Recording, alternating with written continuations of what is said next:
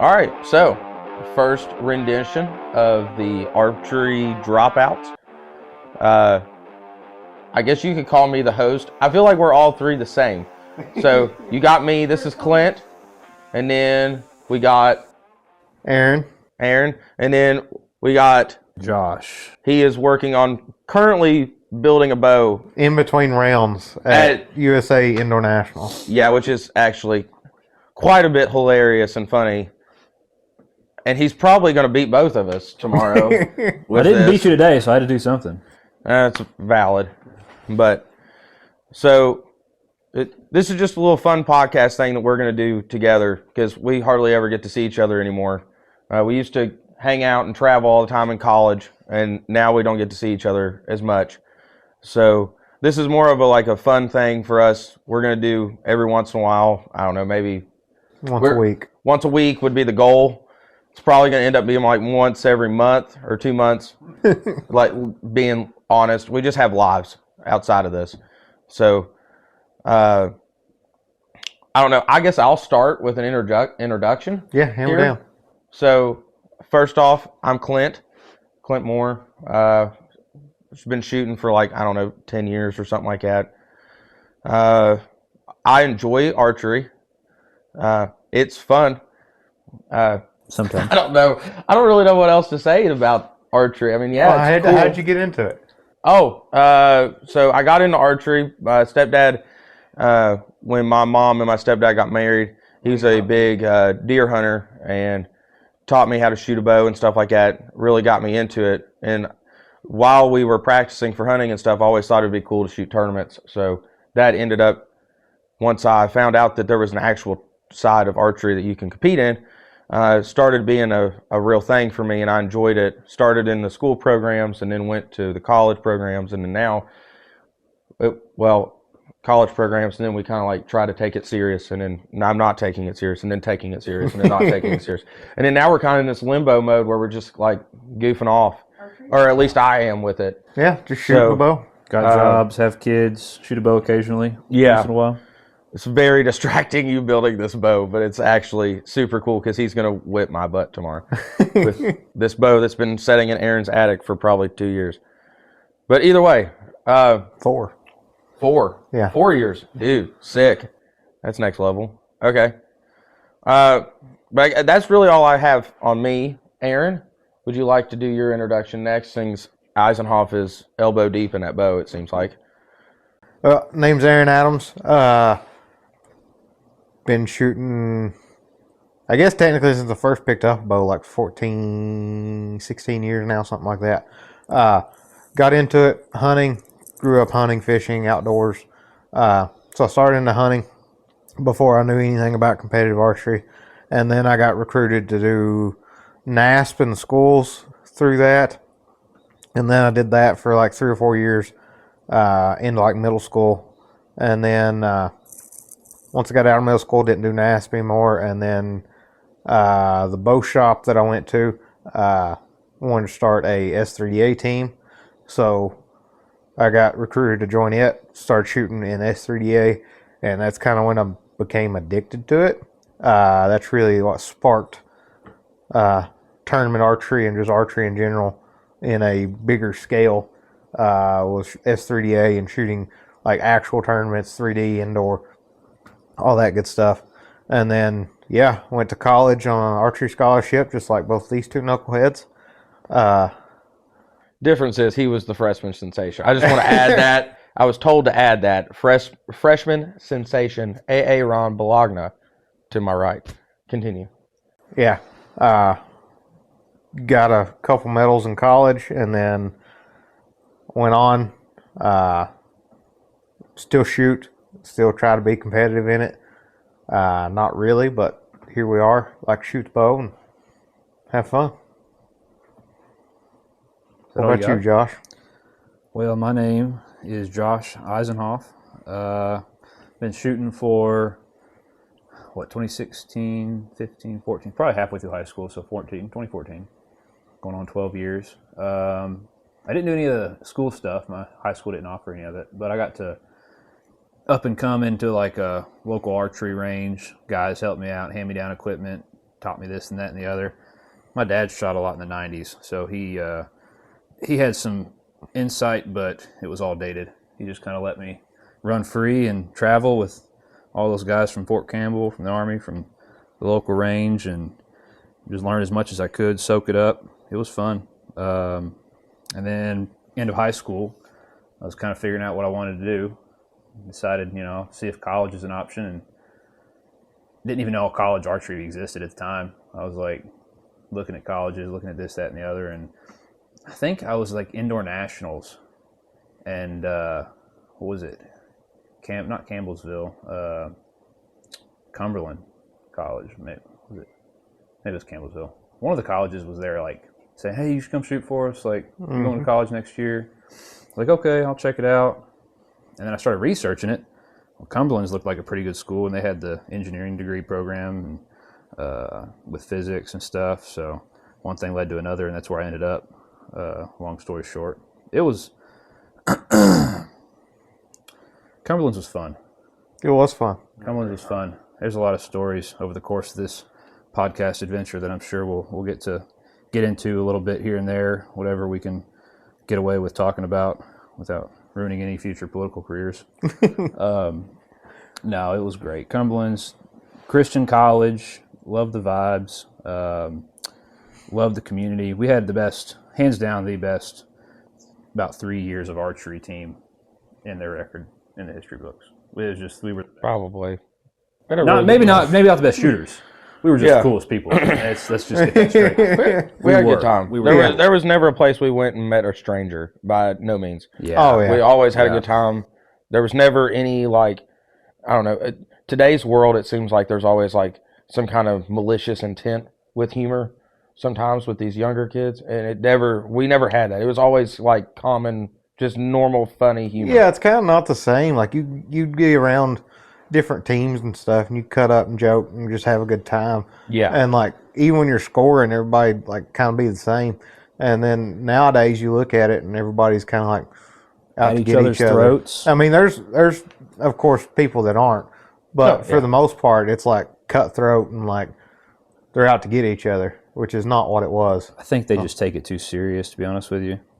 I do. I mean, you take it serious when you're shooting your bow, but you're only shooting for yourself anyway. At the end of the day, I had as many good close friends in my own, that I was competing against on other teams that I never took them as like, I got to beat them, they're the enemy. It was always like, yeah, we'll see how the cards fall between the colleges at the end, but everybody's good friends. That's all it was all about. I don't think you see that as much anymore. I could be wrong. We're not in it, but Yeah, we don't really pay that much, or at least we don't. You're you're in tune with all of it. A little bit, yeah. So, but yeah, no. That 3 years that you were there, which ended up being my last 3 years, that Isenhoff was there, and the mixture of what was it, 2 years? That you 2 were there? years we were all there together. Yeah. So like, mine and Isenhoff's period of being there towards the end was like super cool, because like it really was. It was like once everybody would get together, especially at the national shoots, we would like, I don't know, like you'd meet people and just every national shoot just get together and hang out, and it was never, for the most part, it never seemed like it was like, hey, what are you doing about like tuning this, that, I got to beat you, so I need to know what you're doing, this kind of blah blah blah. It was always like, hey man, like I'm struggling. You can shoot a text message to anyone in our group, like in the class. It could be number 1 to 24 or 36, whoever. You could text and be like, hey, man, like Facebook message, whatever. I need help. And boom, you'd have a response, because everyone was like so cool with each other. And it was fun. We even had like the big group chat between everybody with a bunch of different teams and stuff. Yeah, Snapchat group. We put that together my freshman year at Outdoor Nationals with I don't know, like 5 different teams. Yeah, there's a bunch of teams. It was just it was archery stuff, but it was other stuff too, and it was just constant asking each other for advice. Everybody was always willing to help. What do we got? The person I know that I'm going to be my biggest competitor next competition. I'm offering advice, and I'm serious about it. I'm going to let's make our scores go up. It doesn't matter if it's mine or yours. It was even cool too, like you could have like a travel buddy or something like that and be like, hey, who's going to this out of a group of 30 people? And have like 2 or 3 people and be like, oh, hey, let's share a room because we're all broke college students. You know what I mean? Like we don't have $5 to our name. You know, we're going to archery tournaments and buying off the McValue menu at McDonald's to eat a couple cheeseburgers and survive. It's not like we were going out there and eating Texas Roadhouse and enjoying ourselves. It was a little more strenuous than it was fun. I mean, we were enjoying ourselves, but it was tight budget. Yeah, tight budget. Yeah, it was a different way of enjoying it. Now we can enjoy it in a different way anyway, is what I should say. Now we're kind of into our introductions. We'll just start with kind of how we shot today. Aaron, you are our number one leader in this group. By far, not even a close resemblance. Tell us your score. Tell us how the round went. Let's just start from there. Day one, USA Internationals in Owensboro. They started off pretty good. Nothing crazy, but like pretty decent shooting. Started off 297. Then after that first round, I ain't been shooting a whole lot, so stamina kind of got me. I got tired. Ended up with a 291 second half for a 588. So not great, but hanging in there, I guess. Okay. Anything you think that you're going to improve upon tomorrow? Is there anything that you noticed during your round you're like, hey, I might want to look at this outside of the pressure situation? Or, I mean, to be fair, this is more of a novelty shoot for us. We did this as a kind of like a get-together fun thing, but like, I mean, shot time was the biggest thing I want to work on. I got better at that by the end of my round, and shot time was a lot better. But I just didn't. But by the time I got my shot time good, I didn't have the stamina to actually hold out. So work on that a little more and get my stamina up a little bit and go on. All right. Isenhoff? Oh, you beat me. You're not. Okay. I mean, I'll go next. We're going in order of score here. Okay. Yeah. I mean, I shot a really good round for myself for only getting to practice like once every 2 weeks or so. 295 start. I was like, wow, I've got something going. I've been fighting some anxiety. I don't know what it is. The clock ticks. I feel it ticking. I feel people leaving the line. I know down deep inside there's like the 5 or 6 checklist things I got to do. You know what I mean? Like I need to focus on this. I need to focus on this. Just pull through the shot. Wait, be patient. And when I'm telling myself to be patient, I'm not. You know what I mean? Mm-hmm. And eventually, I ended up punching like 2 or 3 shots today. Worked out on some, didn't work out on others. More times than not, it didn't, which is what I deserve. I don't want to hit the ring when I'm punching because some people make a living off that. That's cool. More power to them. I want to know when I hit the center that it's because I did everything on my end at that target line or that shooting line, that I did everything on my end correctly. Because otherwise, if I'm not, then I'm lying to myself. Yeah, you got to reinforce good behavior. Yeah, exactly. You got to examine each shot and say this was good or this was not, and so go on from that. I think it's more of a like not getting reps in thing because I mean, I took a year off, and back even the last time I was shooting a lot and practicing, I still had this anxiety. Mm-hmm. I had this like pressure, and it's more of a pressure that I put on myself because I want to perform, but it's not life or death. Yeah. Because at the end of the day, this is never going to pay my bills.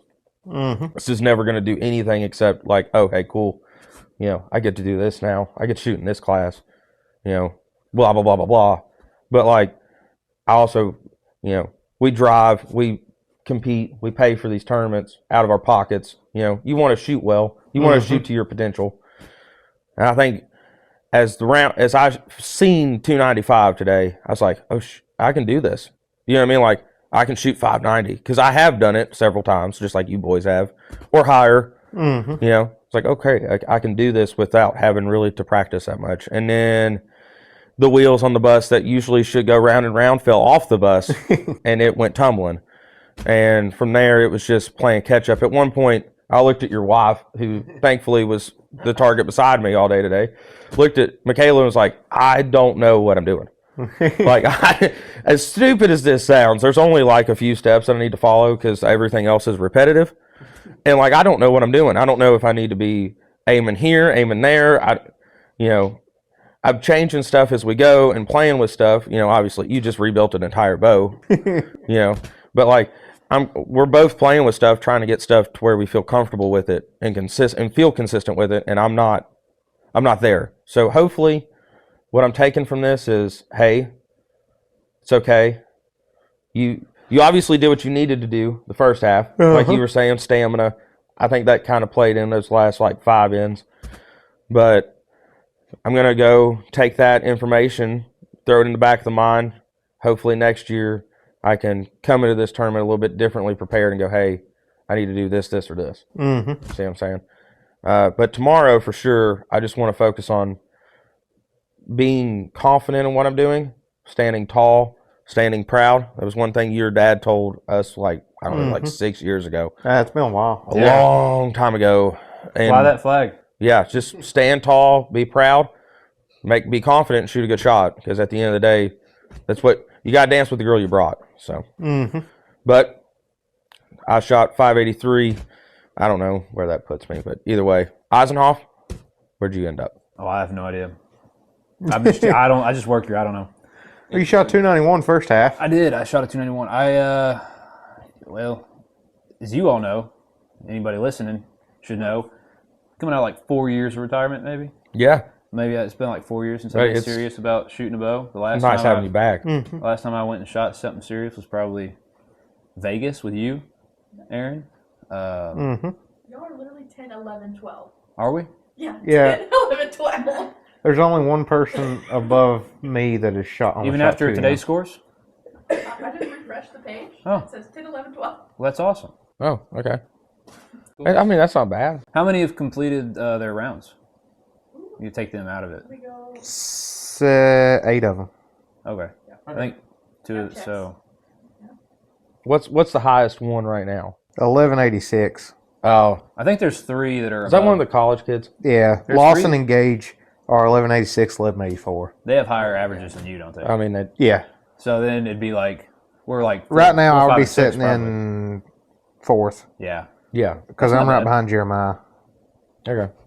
So, like, you should go in there. Like, if I go in there tomorrow and end up with 1175, where's that going to put me with our group of people we have here today? Well, let's backtrack here a second. Aren't we talking about Like you got to beat 5th. your score? You're not beating anybody else. Oh, yeah, I know. But that's kind of my goal. That was my goal coming into this. You'd be like 5th as of right now. Okay, that's not that bad. Sick. Okay. It's all mental. Yeah. We're No, all you're men- not we're wrong. all- we're all You're not mental. wrong. But that's my We're only Goal. here because we're mental. yeah, 100% we're mental. Dude, we rule the insane asylum. Yeah. Quite literally. This is a good break from the monotony of life. Sometimes just the work, things that go on, repetitive, and you get to go out and just do something that's just a mental break. Yeah. We got our wives here. We got friends. We catch up with people we haven't seen in a while. And to me, that's what it's all about at this point. I might start taking it more serious in the future. You get more time to practice, you know. But I think I shoot at tournaments. That's it. Yeah. And since the beginning of January, we've shot one the hangover shoot. Yeah. And then what do we shoot in Chickasaw? We shot Yeah. Chickasaw, and then we shot in range, and now we're here. No, well, we shot Evansville, too. Yeah. So I've shot 5 shoots, and I've picked up my bow 5 times Yeah, quite. for those shoots. That's when Quite literally, when yeah. I picked my bow up is to actually shoot a score that's I paid Yeah. to shoot. So with that in mind, I can't complain about any score that I put up, but I did have the goal, like I told you all when we started. Don't miss a 10. No, don't. Shoot 110 every 110 end. per 3 arrow end. Mm-hmm. I accomplished that goal. I also, in the back of my mind, wanted a 285 average, but I shot a 291 and a 288. I can't complain about that. Those scores are. I would have thrown my bow across the range 6 years ago, but this is where we're at in life, Right. So that's okay. And I mean, the same with you. You get practice a little more than I do, but you're in the same position. We're not. Oh, yeah. We're not taking this serious. I got an hour of sleep before we got here. Exactly. Quite literally.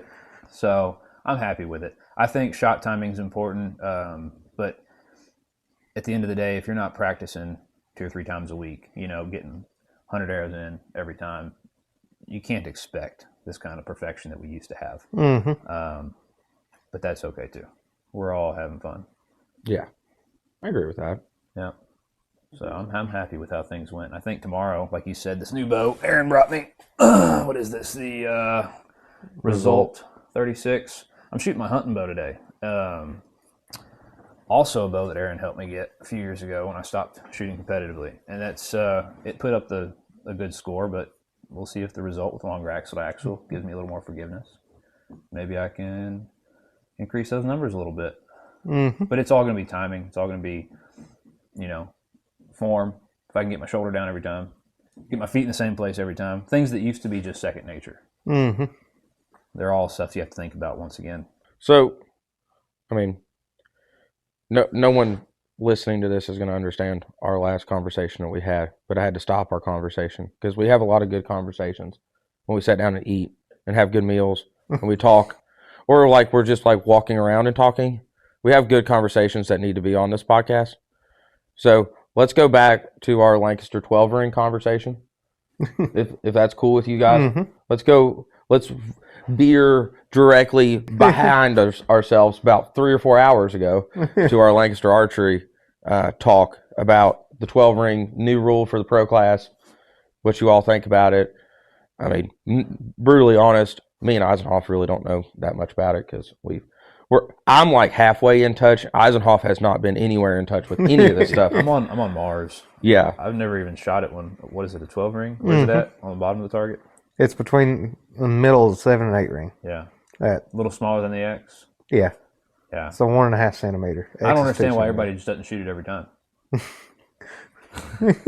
mean, the only reason they don't is because it's in the rules you can't. Oh. I mean, you can only shoot. That's the reason, though. That's the reason. Yeah. Otherwise, there's people that probably truly would. Oh, sure they would. I can only imagine. Personally, I've had this talk with you very extensively. Maybe not with you, Isenhoff, but with Aaron. I've had this talk very extensively. I am not a fan of the 12 ring in Lancaster Archery Supply.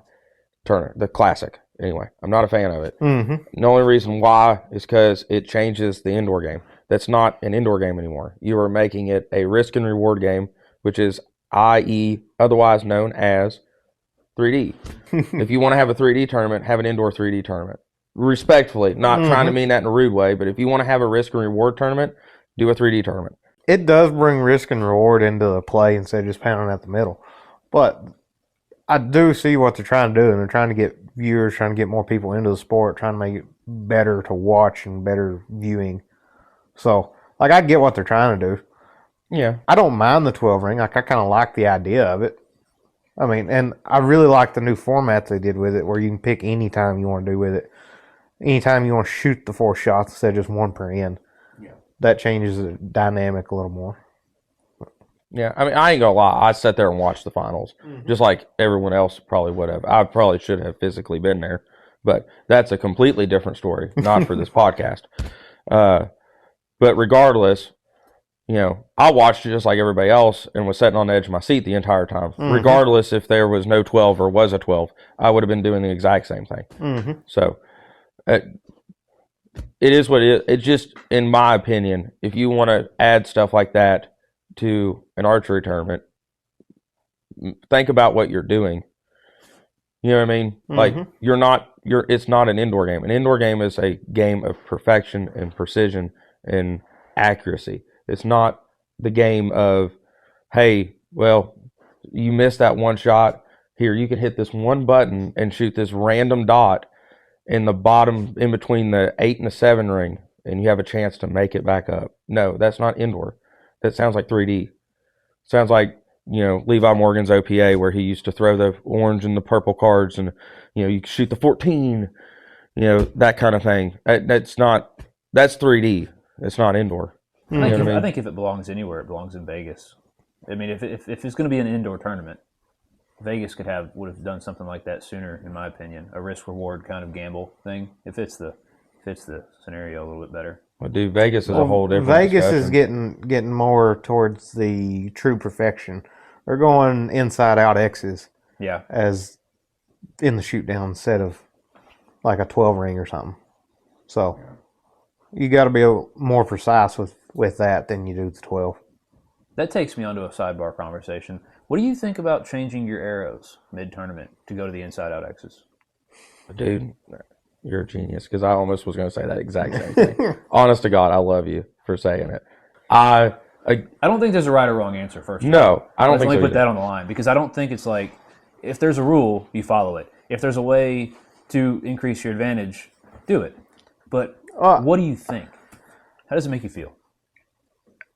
I don't know about you two, but I've shot micro diameter arrows indoors quite a bit. And I've also shot like 27s, 23s indoors quite a bit. I will shoot, the percentage does not go up that much as to how many inside out X's I actually shoot with micros versus like a 27. Like a 27, I'll probably get an inside out one every like 5, 6 arrows. With a 23, it may go up a little bit. Like I was shooting a lot of inside out X's today with 23s, but it was just the day. And like if I go to like a micro, like an X10 or a Pierce or something like that, most of the time they're edgy. Like I'll shoot a bunch of X's with them, but I mean they're edgy X's and they're not like dead center. So like I may go from 1 every 6 arrows to like 1 every 3. So it does change it, but it's not like a huge, you're shooting every one of them inside out now. Right, but when it comes down to Vegas and it's like every arrow counts, right? Then the percentage increase, even if it's a little, has to be worth it.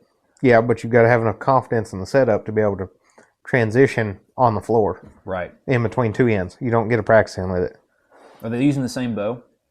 Well, it's up to the archer. Yeah, so they can bring different equipment too. Yeah. Well, what I seen a couple of them do at Rushmore Rumble was like literally after they called inside out, scroll, and then just flip arrow back, micros in the front, and just say, "Here we go, let's do it." Which I mean, don't get me wrong, that's very bold. Personally, could never do that. If I wanted to, by all means, knock yourselves out. But it's kind of one of them things, though. Like you got to dance with the girl you brought. In my opinion, like you don't see PGA Tour pros going out there and changing clubs at the 9th hole. They play the same clubs all the way through unless there's a major issue. You know what I mean? Like it. That's just my opinion. You want to make it consistent and fair for everyone. Well, I mean, yeah, you want to shoot the 27s for the qualification is what you want to call it. By all means, go ahead. But you want to shoot the X10s for inside out advantage on when it goes inside out scoring. Good. Let's see you go through 8 ends of not missing the X ring with the X10s to then see you shoot inside outs. Personally, that's where I was getting with this. And I feel like it would add a different level of risk reward if you were required to use the same equipment from start to end. That's your qualification and your elimination and your inside out match. Yeah. How many people do you think you would see go to their micro diameter arrows for the whole end, the whole qualification? Would they risk it like that? I mean, they're catching a lot of lines with those big arrows. I don't know that anybody would risk a true micro for the whole qualification. Because, like, you got 90 arrows. I mean, you're going to flub up on one of them, not make a great shot. And it's whether that shot catches or not. So I think if you had to bring or shoot what you brought, even in the big show, I think most people still stick with 27s. I think you probably see a few more people go with 23s over 27s, but I don't think you're going to get a whole lot of people shooting micros for it. How many people do you see now shooting to 27s in the inside outs? A bunch. Really? Quite a few, yeah. Sticking with them just because they're confident. Yeah. Yeah, there were some people. I'm just bringing back Rushmore because that was the most recent one that I can think of that had the inside out scoring thing. You had, probably, what was there, 20 people? Let's just roughly say there was like 20 people that made the shoot off. You probably had 3 of them go to micro, 3 or 4 of them go to micro, and then some of them were just shooting 23s, and then others just said YOLO and run the 27, like Christopher Perkins, and which, I mean, some of them guys never actually made it to the inside out part of it, but like, there was other people who just stuck with 27s, and they got eliminated when they got eliminated, I don't know. It doesn't bother me one way or the other. As a viewer, I wish that they would just make it, hey, when you walk through that little archway, we're going to call that a tunnel. You walk through your little tunnel, and whatever arrow you have in your quiver is what arrow you're going to shoot. So I hope you have confidence. You can do whatever you want qualification-wise. If you want to shoot 27, 25, and 23 for 1, 2, and 3 of your 3-spot dot and move your sight every time and waste 2 minutes, by all means, go ahead. But when you walk through the tunnel, this is your arrow that you're going to compete with for the whole shoot down.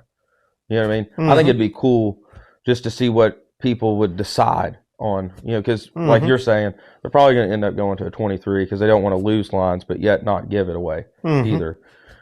But here's the reason. Let me just lay it out there. The reason that I bring that up, because I've thought about this on a very technical engineering, perspective level of precision versus accuracy, and then the point of the arrow hits the target where it hits. That's how close you can get to the middle.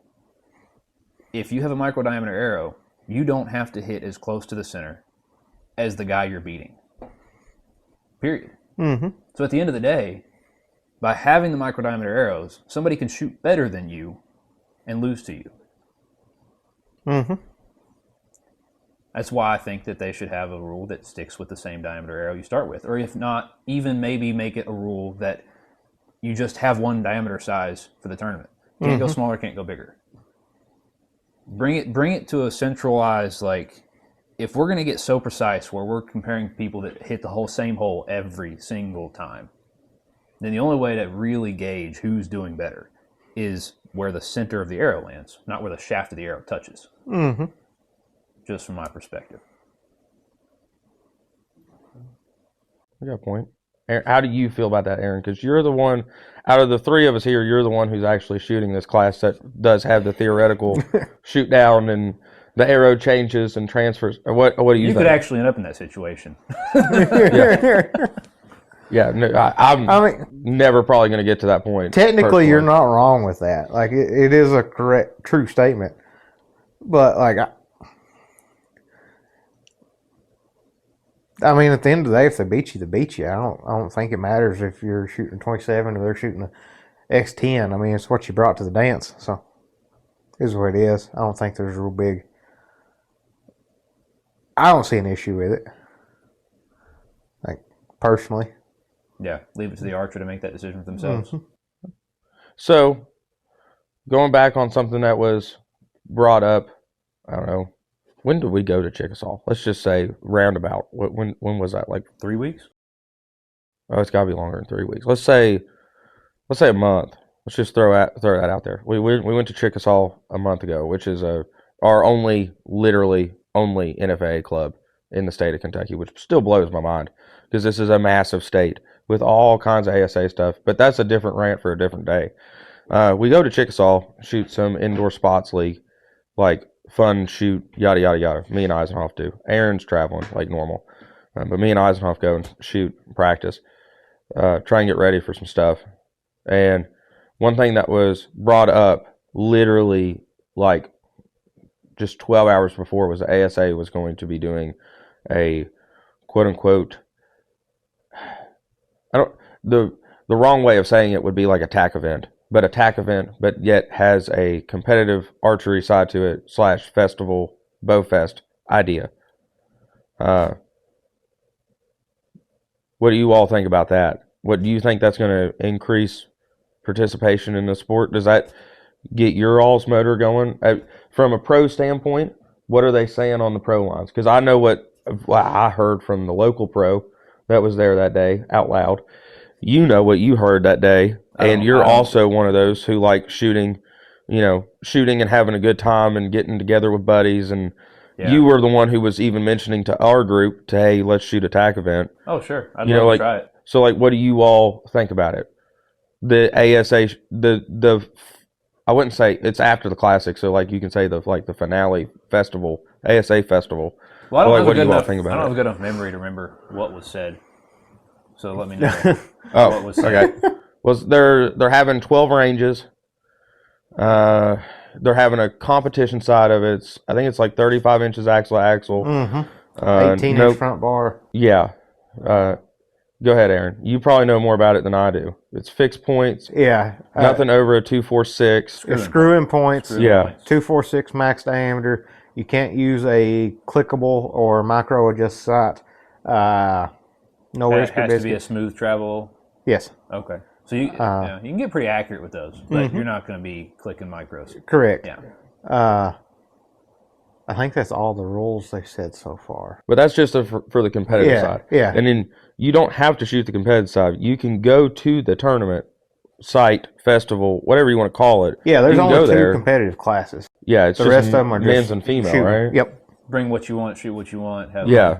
How many ranges are there again? Like 12 or 13. Like 12 or 13, 20 target ranges. I think some of them are 120, and they vary from like 30-yard range max to like 100 and something yard range max. And you pay like a one-time fee, and you can just shoot them all day long. That I don't know.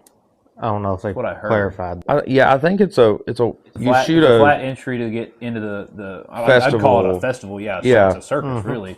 Well, yeah, that's kind of what they made it sound like. It was like, hey, get here early, you shoot as much as you want to, and then hey, like around supper time, we're gonna have like concerts and this and that, and it's like, okay, like so this is like an ASA style tack event / bow fest /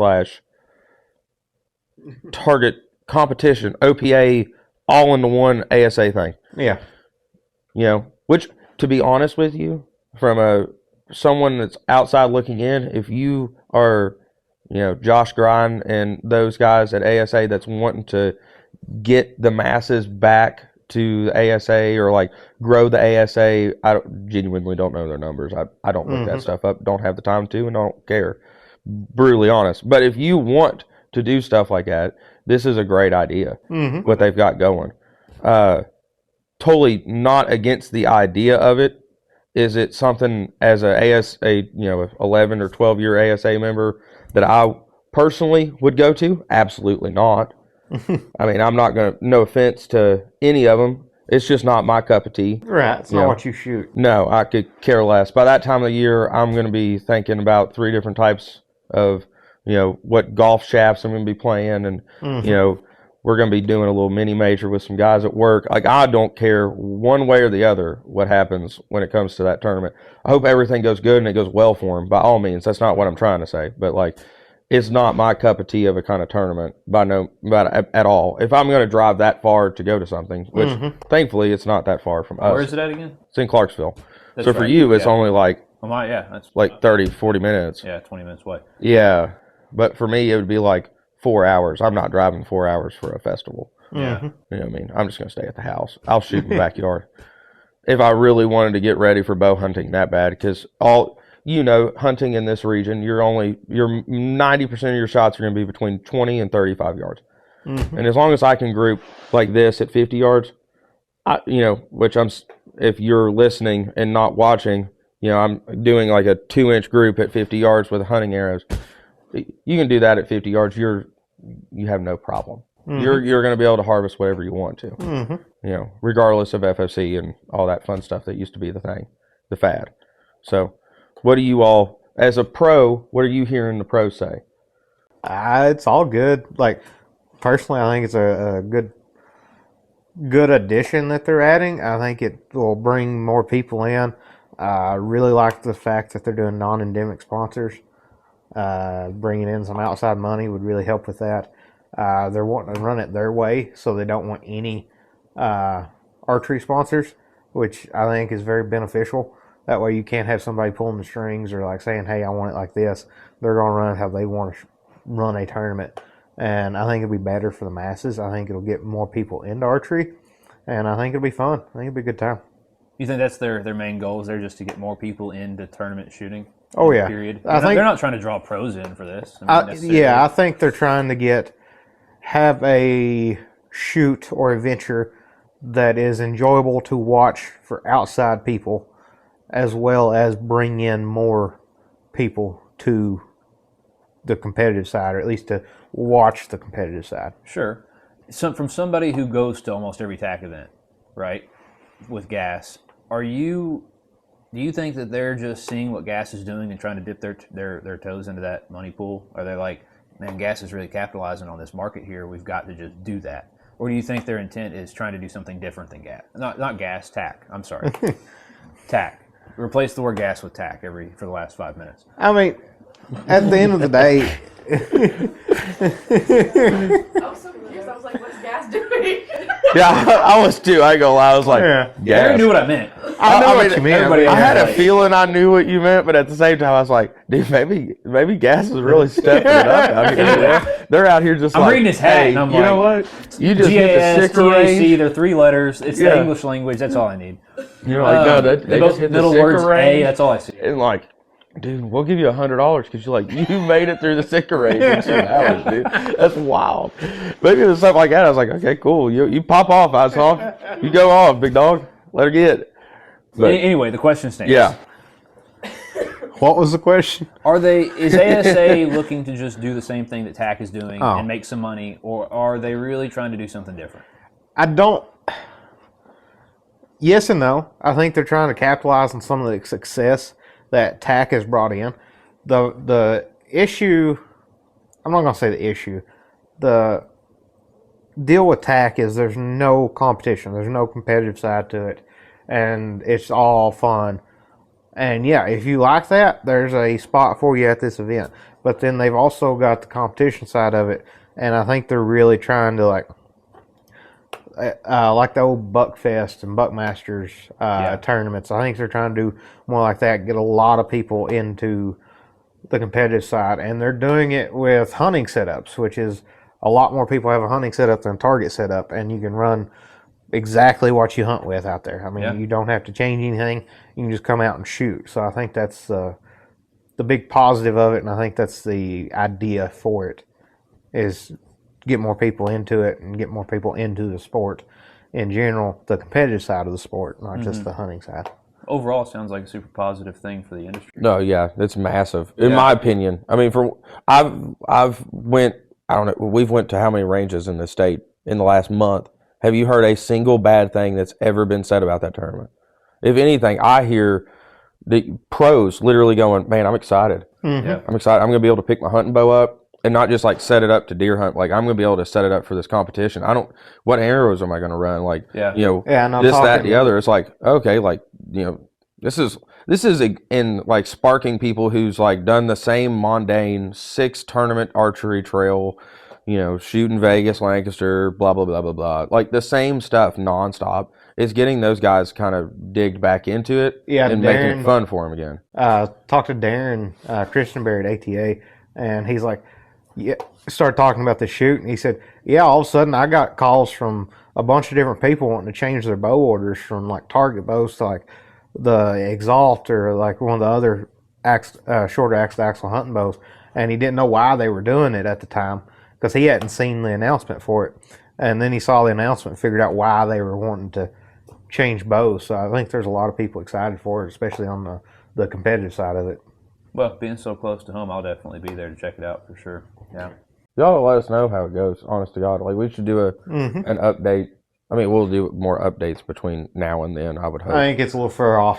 Yeah, but like once that does happen, and there's going to be more information too. They're supposed to be doing like a thing a week, like the old George Rouse like thing a week on Fridays or whatever. Sometimes they have information about it, sometimes they don't. It's just like, hey, you have to call the upper 12.